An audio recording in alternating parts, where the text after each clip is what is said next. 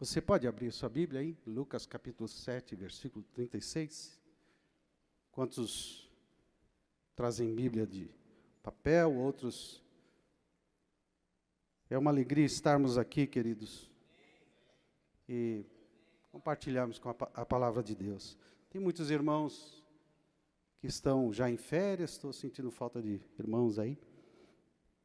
Diz o texto assim: um dos fariseus convidou Jesus para que fosse jantar com ele. Jesus, entrando na casa do fariseu, tomou lugar à mesa. E eis que uma mulher da cidade, pecadora, sabendo que ele estava jantando na casa do fariseu, foi até lá com um frasco feito de alabastro, cheio de perfume. Estando por trás, aos pés de Jesus, chorando, molhava-os com as suas lágrimas e os enxugava com os próprios cabelos. Ela beijava os pés de Jesus e os ungia com o perfume. Ao ver isto, o fariseu que o havia convidado disse consigo mesmo: se esse fosse profeta, bem saberia quem e que tipo de mulher é esta que está tocando nele, porque é uma pecadora. Jesus se dirigiu ao fariseu e lhe disse: Simão, tenho uma coisa para lhe dizer. Ele respondeu: diga, mestre. Olha a posição do fariseu: diga, mestre. Né? Jesus continuou: certo credor tinha 2 devedores. Um lhe devia 500 denários e o outro devia 50. E como eles não tinham com o que pagar, o credor perdoou a dívida de ambos. Qual deles, portanto, o amará mais? Simão respondeu: penso que aquele é quem mais perdoou. Jesus disse: você julgou bem. E voltando-se para a mulher, Jesus disse a Simão: você está vendo esta mulher? Esta aí? Está vendo esta aí que você está julgando? Quando entrei aqui em sua casa, você não me ofereceu água para lavar os pés. Esta, porém, molhou os meus pés com lágrimas e os enxugou com seus cabelos. Você não me recebeu com um beijo na face, ela, porém, desde que entrei, não deixou de me beijar os pés. Você não ungiu a minha cabeça com óleo, mas esta com perfume ungiu os meus pés. Por isso afirmo a você que os muitos pecados dela foram perdoados, porque ela muito amou. Mas aquele a quem pouco se perdoa, pouco ama. Então Jesus disse à mulher: os seus pecados estão perdoados. Os que estavam com ele à mesa começaram a dizer entre si: quem é esse que até perdoa pecados? Mas Jesus disse à mulher: a sua fé salvou você. Vá em paz. Palavra maravilhosa, né? Vamos orar. Senhor, nós te louvamos, Senhor, nessa manhã, pela tua doce presença, presença do teu Espírito, Senhor, nessa manhã. Essa oportunidade tão especial que a gente tem, Senhor, de nos reunir todos os domingos, juntos, né, como comunidade, Senhor, e para celebrarmos o teu nome, para te adorar, Senhor, para buscar a tua face, para sentar em volta da mesa e ouvir do Senhor, Pai. Nós te agradecemos, pedimos que o Senhor ministre a tua palavra ao nosso coração, nessa manhã, Senhor, como o Senhor tem feito tantas vezes, Senhor, neste lugar, que a tua palavra encontre o nosso coração onde nós estivermos, Pai. Nós te pedimos, nós sujeitamos nosso coração, desde já, à tua palavra, Senhor, e rejeitamos todo e qualquer pensamento contrário à tua palavra, em nome do Senhor Jesus, em nome do Senhor Jesus. Amém, queridos? Glória a Deus, glória a Deus. Essa é uma experiência tão especial. O pastor Edson já nos falou algumas vezes desse texto, né? Há duas não posso esquecer de falar sobre isso. Há 2 experiências que Jesus viveu com 2 mulheres diferentes. Uma mulher que foi Maria, irmã de Lázaro, naquela manifestação tão linda, em que ela pega um perfume caríssimo, um perfume É um perfume... Hoje eu estava pensando, né? Se existe perfume tão caro. E hoje de manhã, pensando sobre isso, eu fui até olhar na internet se existia um perfume tão caro quanto esse. Que segundo a referência que tem no outro texto, equivalia a mais ou menos 1 ano de trabalho de um trabalhador médio. Né? Aí eu fui na internet para saber se tinha um perfume tão caro. E aí descobri que tinha perfume muito mais caro que esse. E eu fiquei pensando assim, oxe, o que faz uma pessoa comprar um perfume tão caro, não é? Eu não sou assim, não é que eu não aprecio perfume, mas eu não sou uma pessoa assim muito dada a entender desse negócio. E outro dia, conversando com os moços, os mais novos, né, são entendidos desse negócio, e aí perguntando para eles assim, é interessante esse negócio, né, de gastar todo dinheiro em perfume. E ele falou, mas perfume é uma coisa boa, perfume é uma coisa que, como é que se diz, dá à pessoa singularidade.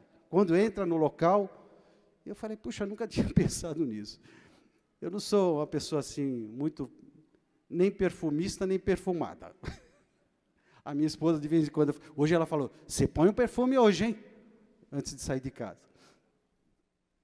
E quando ela fala assim, eu fico meio desconfiado que eu não estou não estou muito bem. Mas que dá singularidade, né? Algo muito precioso. Pessoas... a Bíblia é interessante que ela fala do perfume, inclusive que eu e você vê, há um significado espiritual nisso, né?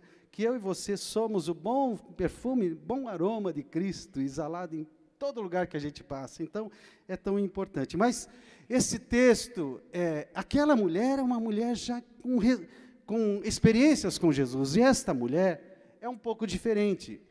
O ato é semelhante, né? O ato é semelhante de ungir a Jesus. Na ocasião antes do sofrimento de Cristo, Maria derrama sobre a sua cabeça. E aqui é uma coisa diferente. Esse texto fala dessa mulher que ela leva num vaso muito caro. O vaso já era caro, o perfume era caro, representava riqueza, representava a economia, às vezes de uma vida inteira. Essa mulher profundamente quebrantada, ela tem uma atitude, ela baixa-se. É engraçado que o texto fala por trás de Jesus. O pastor Edson já nos explicou isso, né? Que a forma com que eles comiam era quase que deitado, com os pés para trás, assim. Mas a posição dela, a verdade é que ela tem que se prostrar, se abaixar. Porque ela está chorando, e com as suas lágrimas ela lava os pés de Jesus, e diz o texto, com seus cabelos ela limpa ali, ela enxuga os seus pés, ela beijava os pés de Jesus, em seguida ungia os pés de Jesus com aquele perfume tão precioso, tão precioso. Uma atitude de completa rendição. E a gente fica pensando, quem e que coração é para fazer uma coisa dessa? Você pegar todas as suas finanças. Acho que quem olhasse para aquela mulher, fala, essa mulher não tem juízo. Jesus, sabendo do pensamento do Simão fariseu, né? Porque ele pensou consigo mesmo, se ele fosse realmente profeta, você vê como é que é religioso, né? Ele chamou Jesus para ir na casa dele, mas não porque ele considerava Jesus realmente autêntico, filho de Deus. Ele queria testar, e ele falou, se ele fosse realmente profeta, ele saberia que essa mulher é pecadora. E Jesus, discernindo o pensamento dele, sabendo, né, ele se volta e conta uma parábola. Ô Simão, deixa eu contar uma história para você. Posso falar um negócio? Ele fala, pode falar. Olha, deixa eu te contar uma história. Tinha um credor que tinha 2 devedores. Um que tinha uma dívida de 500 denários e outro que tinha de 50. E eles não tinham como pagar. E esse credor disse, vocês estão liberados do pagamento. Qual dos dois você acha que ama mais esse senhor? Respeita mais esse senhor? Honra mais esse senhor? Ele falou, eu penso que aquele a quem mais ele perdoou a dívida. Ele falou, você pensou bem. E aí ele diz, deixa eu dizer uma coisa, você vê essa mulher aí que você... Ele não falou, você está criticando? Ele falou, você vê essa mulher aí? Olha para ela. Olha, eu entrei aqui na sua casa, você nem me deu água para lavar os pés, que eram atitudes de cortesia, de receber bem as pessoas. Você não me deu água para lavar os pés. Você não me recebeu com honra, com um beijo na face, que era uma tradição entre eles. Ela está beijando os meus pés. Ela lavou os meus pés com as próprias lágrimas. Olha que coisa preciosa. Jesus está admirado com o que essa mulher fez. É tão lindo esse texto, não é? E ele diz, você não ungiu a minha cabeça com óleo, com perfume, e ela está ungindo os meus pés. Em outras palavras, Jesus estava dizendo, olha, Simão, aquilo que você não fez em pé, ela fez prostrada.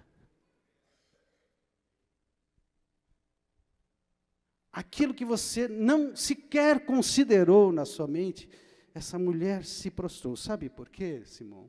Em outras palavras, ele está dizendo, porque essa mulher se sente perdoada.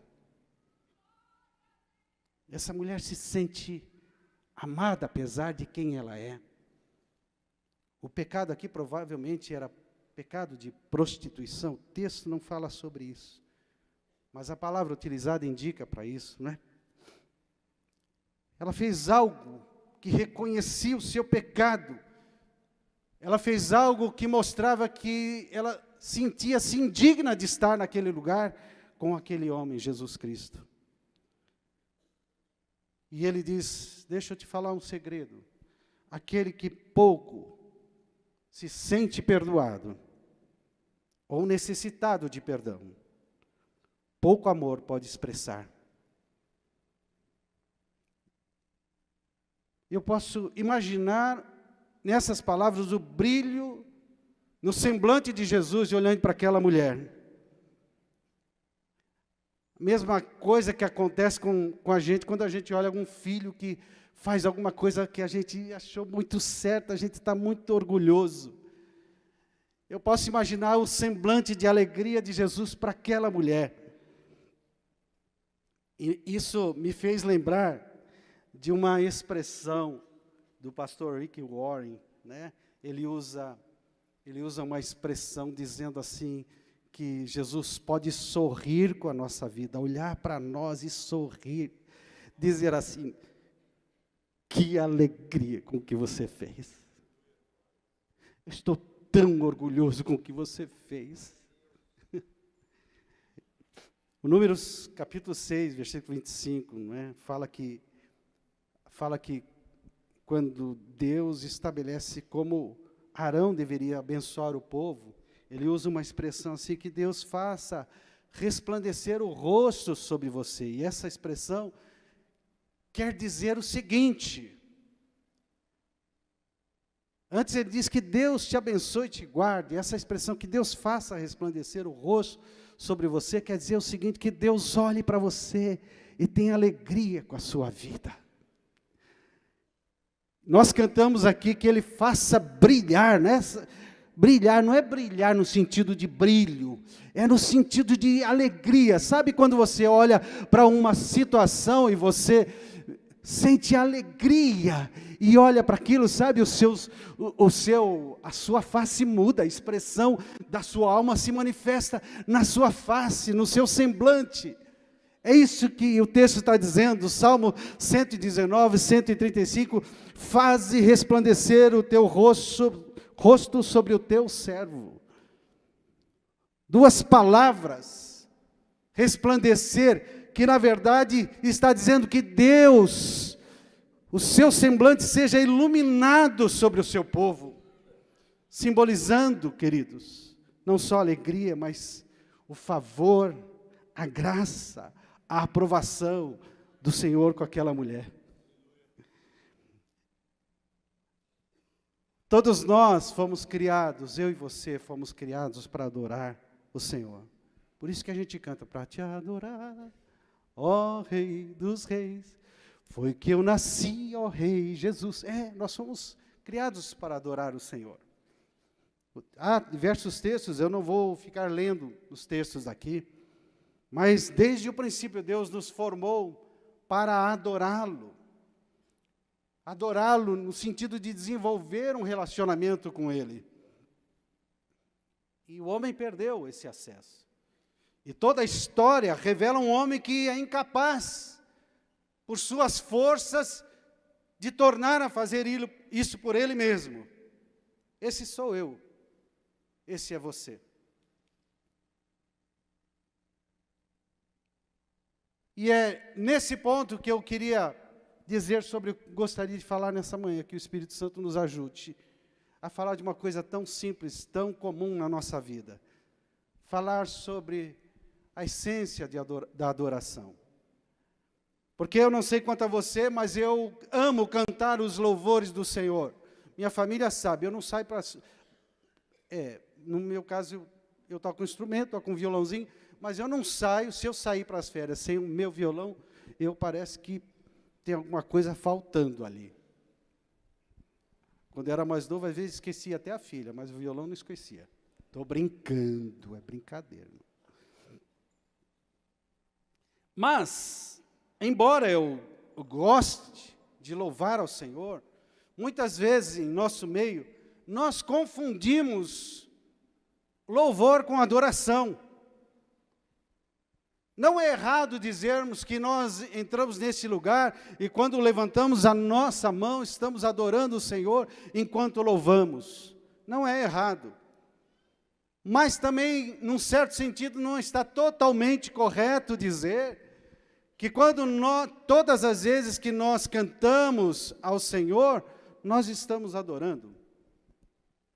Num certo sentido. Porque louvor é uma expressão da adoração.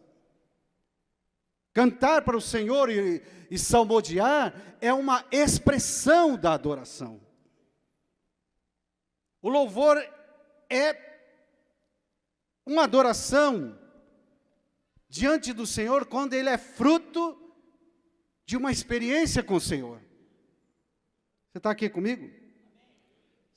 Salmo 51, versículo 17, sacrifício agradável a Deus é o espírito quebrantado. Um coração quebrantado e contrito, Deus não vai desprezar, diz o texto. Salmo 34, 18 diz assim, perto está o Senhor dos que têm o coração quebrantado.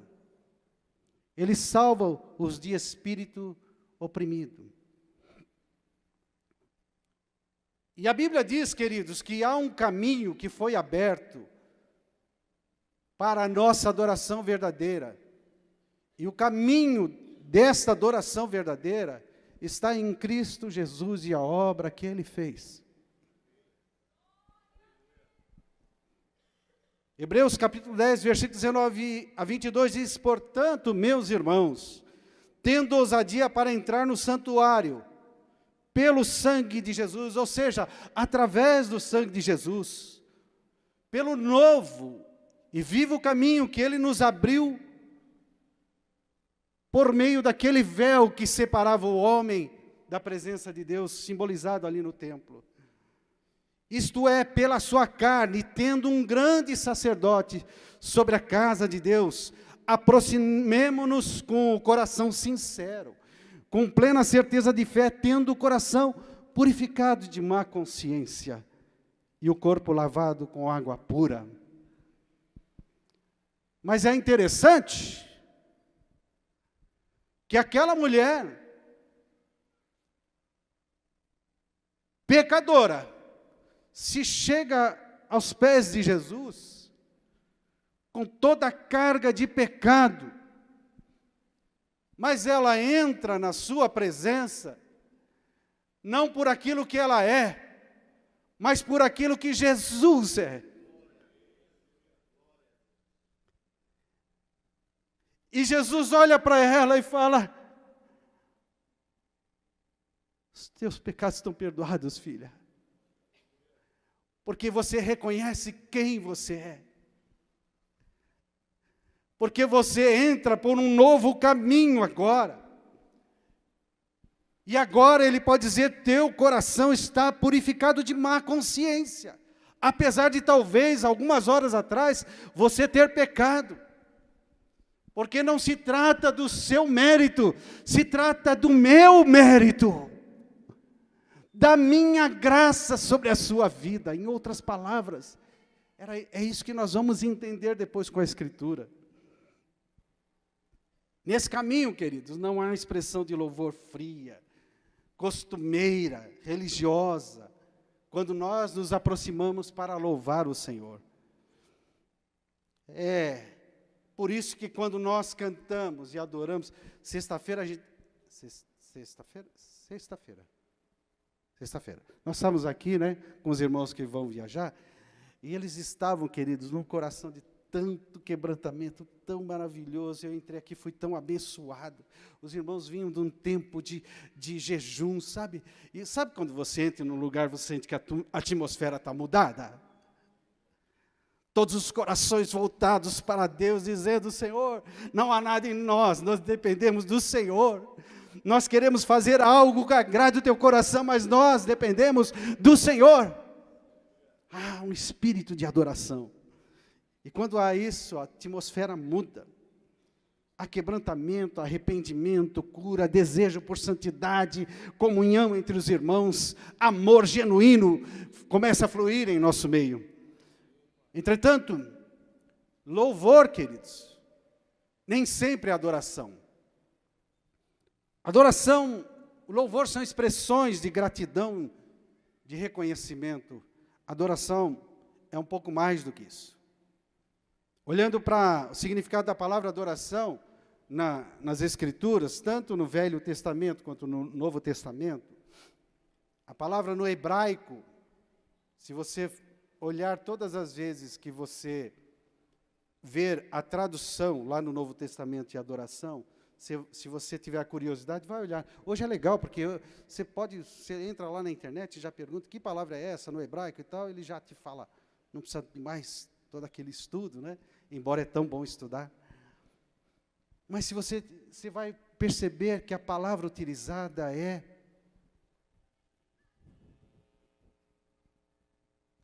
prostração. Prostrar-se diante de, em reconhecimento, em gratidão, em entrega. Se você olhar nos evangelhos, algumas vezes, a tradução está assim, e prostrando-se adorou. Na verdade, é uma única palavra no original. Proskuneu. Adoração é curvar-se em reverência.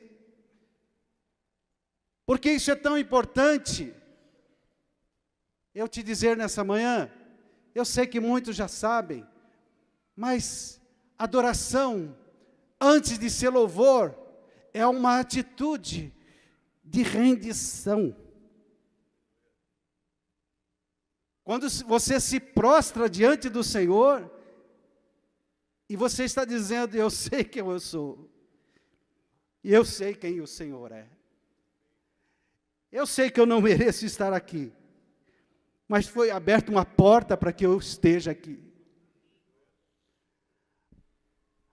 Adoração é mais do que uma expressão. Adoração é a rendição da nossa vida ao Senhor. Adoração, e essa palavra rendição não é uma palavra muito, como é que fala? Muito simpática. É a mesma coisa que falar sobre submissão. Rendição e submissão parece que dá uma ojeriza quando a gente ouve. Não é uma coisa muito simpática, humanamente falando, nas relações sociais. Porque nós vivemos uma cultura absolutamente competitiva. Nós somos ensinados desde cedo a não desistir, não ceder. Nós somos ensinados a obter sucesso. As mentorias nas internets da vida dizem que você pode, pense que você pode, você... Então, sabe como é que é? Se vencer é tudo na vida, render-se é inconcebível. Está comigo aqui? Se vencer é todo o alvo da minha vida, me render é inconcebível, é coisa para fracos. É coisa para ignorantes. A essência da adoração é a rendição. E ela não é uma parte da nossa vida quando nós nos reunimos. Ela é a nossa vida. Adoração é a nossa vida. E talvez você esteja pensando, pastor, mas eu não estou tão assim, então não adoro o tempo todo. Não se preocupe, eu estou nessa também. Se não fosse a misericórdia de Deus, se não fosse a misericórdia de Deus, eu tenho um hábito. Eu falei para minha esposa, algumas vezes a gente entra num lugar, e teu coração está tão longe, os irmãos estão adorando ao Senhor, cantando. Uma das coisas que eu faço, que eu acho que é prática, e eu vejo que eu estou longe. Eu estou preocupado com, enfim, tantas coisas na vida. Eu estou longe, aí sabe o que eu faço? Eu intencionalmente fecho os meus olhos e começo a me lembrar. Queridos, faz isso, começa a me lembrar. Feche os seus olhos, comece a se lembrar do porquê você está aqui. Qual foi o caminho que te trouxe até esse lugar? Eu que estou nessa igreja há 30 anos, e o hábito às vezes luta contra a nossa vida, né? A gente fica meio acostumado a fazer algumas coisas. Então é bom você fechar os seus olhos e dizer, Senhor, muito obrigado. E logo o seu espírito vai seguir esse sentimento de gratidão e de reconhecimento. Isso é adoração também. Ela é a nossa vida e ela precisa ser prática. Quando aquela mulher samaritana perguntou a Jesus, Senhor, estou vendo que o Senhor é profeta, me explica uma coisa, é aqui nesse monte, que eles estavam em Samaria, ou lá em Jerusalém? Os judeus dizem que é lá em Jerusalém que a gente deve adorar. Jesus fala assim,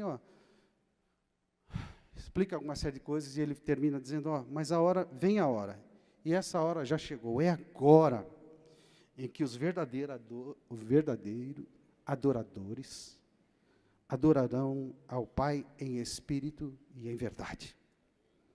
Porque são esses que o Pai procura para seus adoradores. Ele está dizendo, sabe o quê? É a hora, e agora vem, que os verdadeiros adoradores se prostrarão com a sua vida, com a sua história, com a sua família, com seus sonhos, com seus propósitos, com seus pensamentos, com as suas decisões, não só com a sua palavra, em espírito e em verdade. E é esses que o Pai está procurando. Romanos 12:1 diz assim, portanto, irmãos, pelas misericórdias de Deus, eu peço que vocês ofereçam o seu corpo, ele está dizendo a sua vida, como sacrifício vivo, santo e agradável a Deus. Esse é o vosso culto racional. Portanto, uma vida de adoração, queridos, a essência da adoração é uma vida dedicada a fazer Deus sorrir. É uma vida dedicada a fazer Deus se alegrar conosco. Deus se alegrar de como eu estou tratando minha esposa, Deus se alegrar como eu estou conduzindo minha família, Deus se alegrar como eu trato as pessoas nos negócios, Deus se alegrar quando eu me prostro pela manhã. A vida de adoração é quando nós reconhecemos, entramos nesse lugar, reconhecemos seu amor e graça, e vamos andando firmados nela, não somente, não no nosso pensamento religioso, de que eu estou acertando, viver uma vida cristã melhor, eu estou melhorando, e glória a Deus porque você está melhorando, mas uma vida de adoração é aquela que entende que você está ali, não é porque você está melhorando, é porque Jesus te alcançou, e por isso você está melhorando, por isso você entra naquele lugar com gratidão. Uma vida de adoração é quando nós levantamos pela manhã e vamos buscar o Senhor antes de qualquer coisa, uma vida de oração. Pastor, eu não estou fazendo isso, não, queridos, eu estou dizendo que todas essas coisas são manifestações práticas de uma vida de adoração. Quando nós vamos até a palavra e desejamos então aprender com o Senhor, porque aprender com o Senhor significa conhecer o Senhor.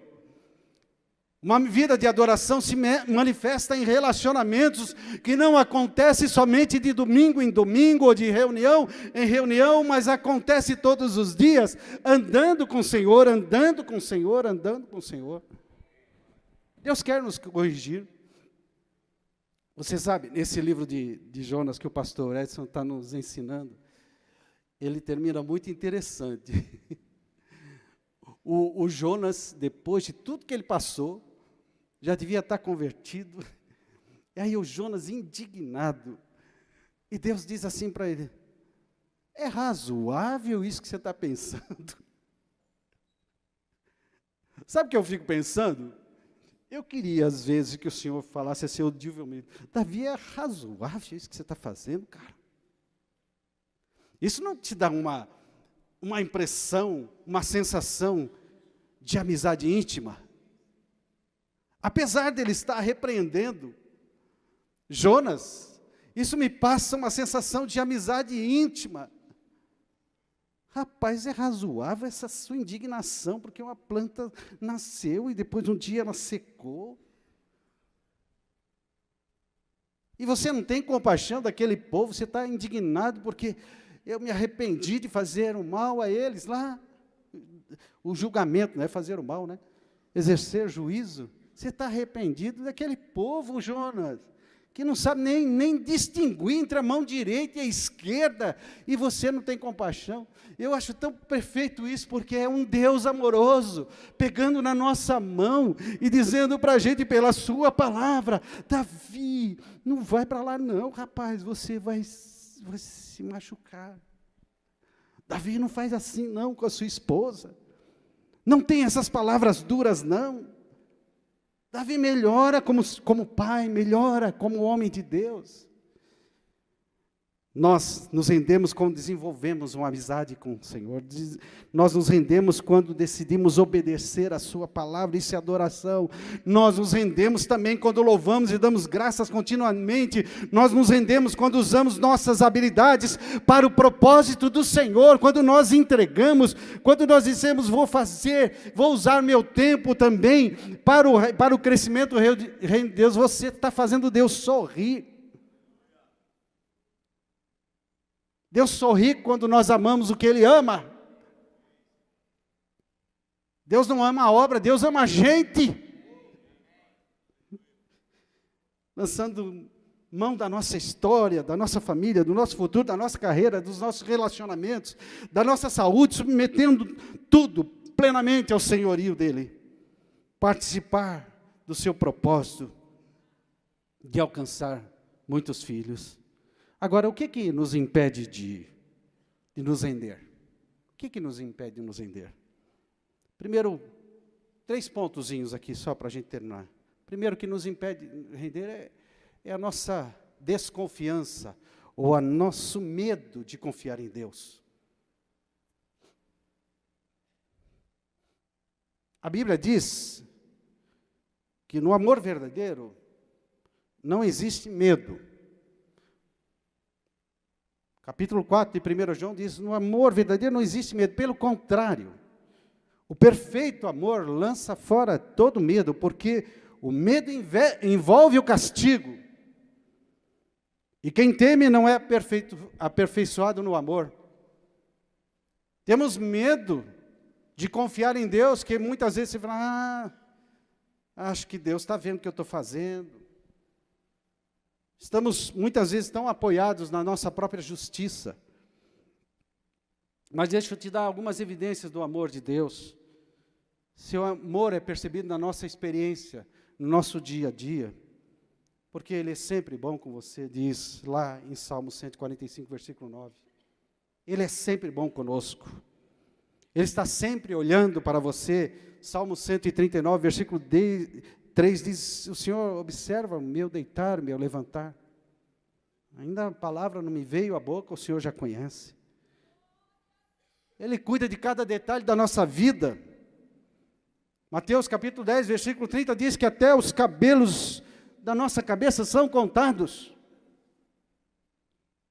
Tem alguns que não está tão difícil. A Bíblia diz em Jeremias 29 que Deus tem planos bons. Então, querido, isso é manifestação do amor de Deus. Tem planos bons para a nossa vida. A Bíblia diz que Ele é carinhoso e paciente com você. Salmo 145, 8. Ele é tardio em irar-se e grande em misericórdia. E grande em misericórdia. E grande em misericórdia. Isso manifesta o amor de Deus com você. Mas a grande manifestação está lá do amor de Deus, é que Ele nos amou primeiro, sendo nós ainda pecadores. Então, queridos, nosso amor é uma resposta ao amor de Deus. Você pode confiar nisso. Deixa eu te falar, aquela mulher entrou naquela casa, podia ter dado muito ruim para ela. Era uma mulher prostituta entrando na casa de um fariseu. Podia ter dado muito ruim para essa mulher. E às vezes a gente fica pensando, como é que lugar de jantar ali, lugar de intimidade, a mulher entra, ela não... Eu acho interessante o fariseu saber que ela era uma mulher pecadora e ter deixado entrar. Mas podia ter dado muito ruim, ela poderia, de repente, sair dali condenada. Condenada, às vezes, até à morte. Mas ela fez uma coisa. Alguma coisa essa mulher teve de experiência, ou de ouvir falar de Jesus, que fez ela confiar no seu amor. E ela entrar lá com todo o temor da religião que ela tinha, que havia no coração dela, ela rompeu, ela decidiu confiar. Isso é um ato de verdadeira adoração.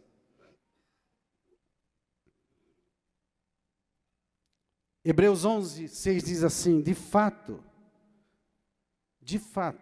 sem fé, é impossível agradar a Deus. Vou parafrasear. De fato, sem confiar no seu amor, é impossível você fazer Deus sorrir. Está aqui comigo? Portanto, confie no amor de Deus. Segunda coisa.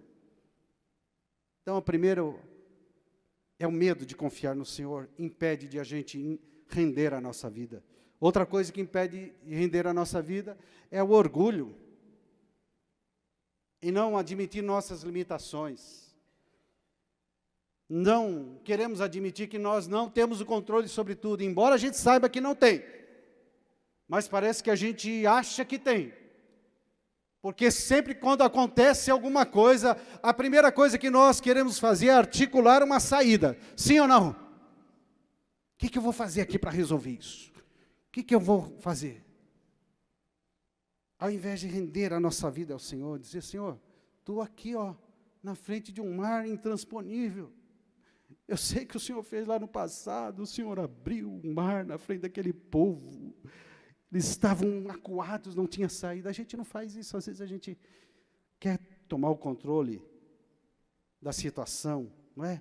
A gente acha que pode nada mais, nada menos do que o orgulho que nós temos em nosso coração. Deixa eu te falar uma coisa, um carinho. Acorda, você somente é criatura. Nós pertencemos a um Criador, amém, queridos? Você é um projeto de Deus, criado por um propósito de Deus. Você tem destino, você tem valor.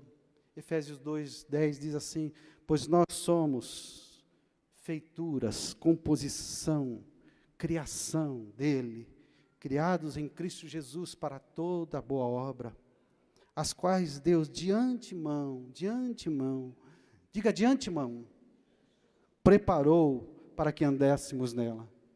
Deus preparou já um caminho para mim e para a tua vida, querido. O salmista no Salmo 62, versículo 1 a 2, diz: somente em Deus a minha alma espera silenciosa, diga silenciosa, somente em Deus. Dele vem a minha salvação, só Ele é a minha rocha, a minha salvação, e o meu alto refúgio, não serei abalado. Outra coisa, quero passar para o terceiro ponto e nós terminarmos.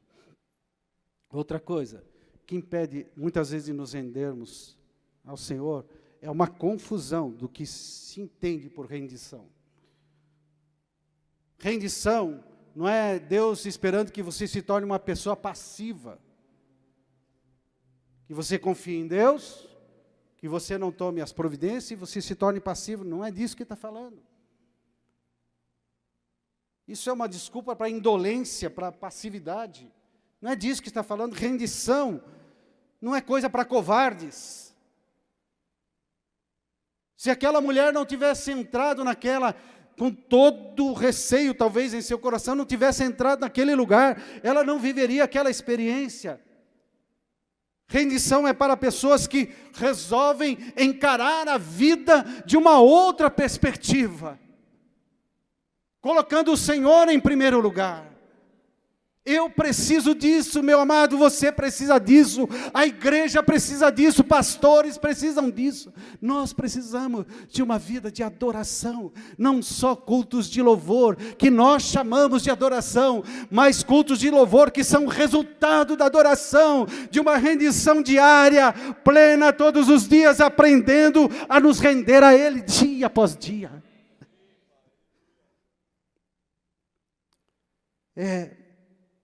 Deus nos formou, queridos, com características tão especiais.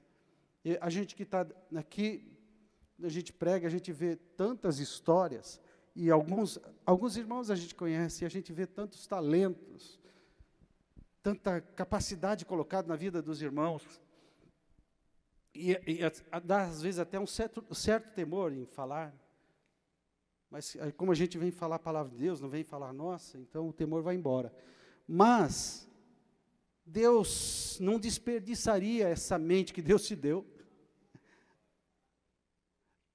Deus não desperdiçaria essas características singulares que Ele deu para você. Cada um de nós com uma experiência, com uma história, Deus não está desperdiçando cada passo na nossa história, Deus está construindo uma nova história. Rendição é deixar que Deus, então, é uma decisão nossa, deixar que Deus tome o controle sobre nós. Adoração é deixar que Deus tome o controle sobre a nossa vida. E quanto mais Ele assume o controle, mais autêntico nós somos. Parece um paradoxo, mas não é. Quanto mais a gente entrega um controle a Ele, mais Ele vai tornando-nos aquilo para o qual Ele nos formou.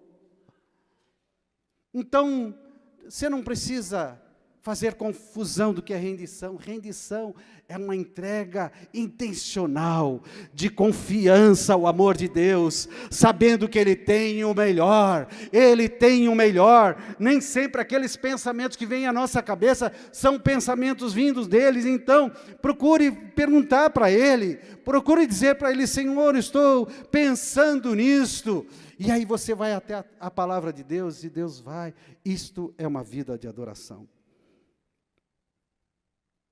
Essa confiança que Pedro lançou redes no mar que ele já tinha tentado pescar a noite toda. Lança do outro lado, Pedro. Senhor, eu já fiz isso, mas sob a sua palavra eu vou fazer. A experiência? Bênção. Pescaria. É nessa confiança que Pedro se lançou sobre as águas. Depois ele deu uma desconfiadinha, deu uma afundada, mas os outros ficaram criticando, mas não fizeram o que ele fez. Mas é nessa confiança que ele fez. É nessa confiança que Maria acreditou que ficaria grávida do vento, do Espírito Santo. Descerá sobre você o Espírito Santo. E Ele vai gerar uma vida. Já pensou acreditar num negócio desse? Se eu fosse menina e ouvisse uma voz dessa, eu levantaria no dia seguinte e falaria: papai, pode me internar, que eu não estou bem. Mas foi nessa confiança que Maria renuncie à tendência de querer controlar as coisas e deixe Deus trabalhar. Jesus revelou essa rendição ao Pai quando ele disse: olha, Senhor, está duro isso aqui. Essa experiência pela qual vou passar de me afastar do Senhor. Se possível, passa de mim esse cálice. Entretanto, não seja o que eu quero, mas o que tu queres. Você está recebendo essa palavra? Estou terminando. Render-se não é a melhor forma de viver. Escute bem isso. Render-se não é a melhor forma de viver. Render-se é a única forma de viver. Se você quer ter a vida plena que Jesus falou, eu vim para que vocês tenham vida e a tenham em abundância, plenamente. Decida viver uma vida de adoração. Troque o conceito na sua vida de que você está adorando como você está cantando. E eu disse para vocês, eu adoro fazer isso, amados. Eu levanto pelas manhãs e Deus ministra ao meu coração através de canções. E isso é de Deus, amém? Mas é mais do que isso, adoração.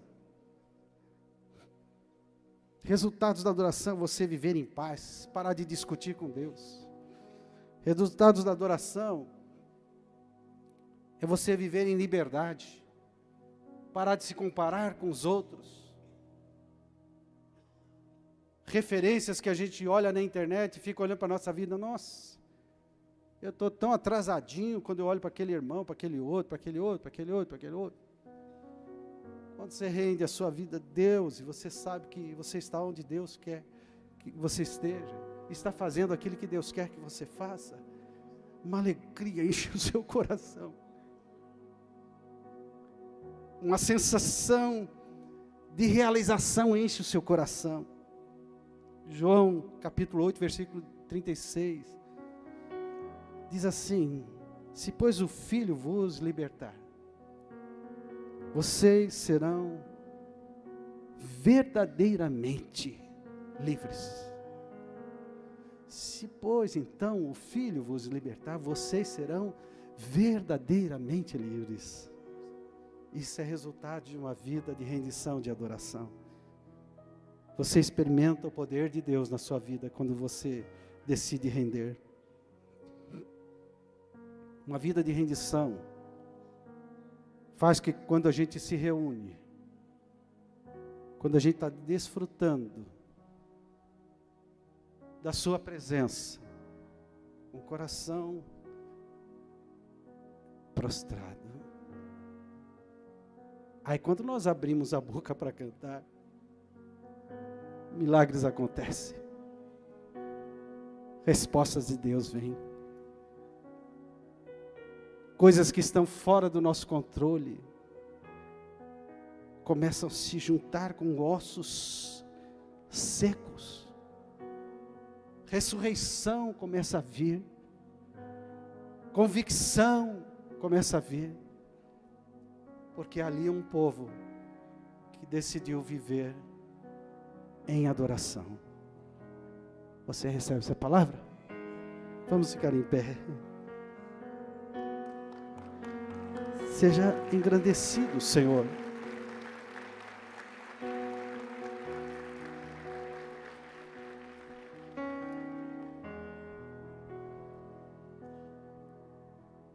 Não sei se estão.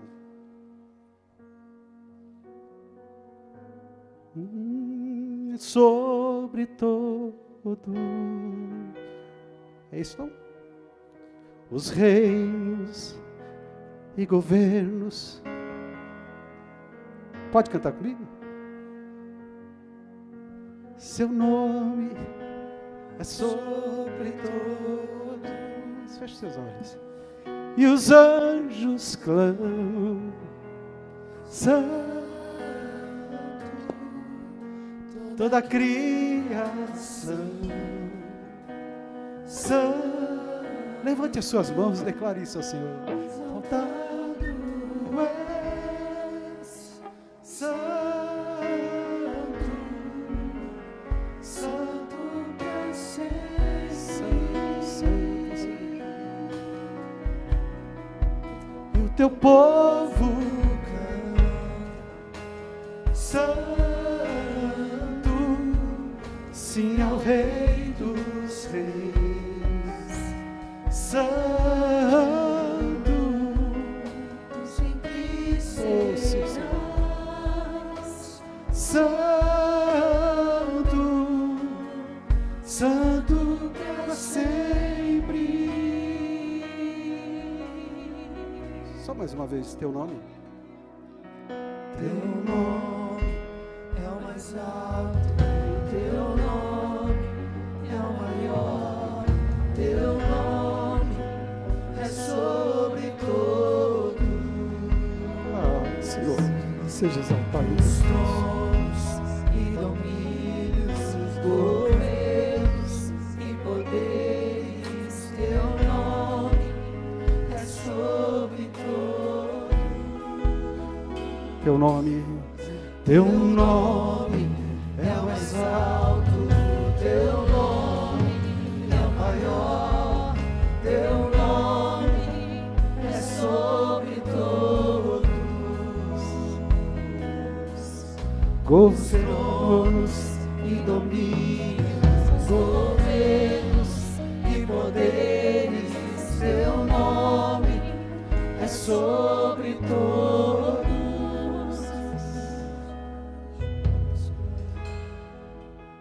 Santo, toda a criação, santo, exaltado és, santo, santo pra sempre. e o teu povo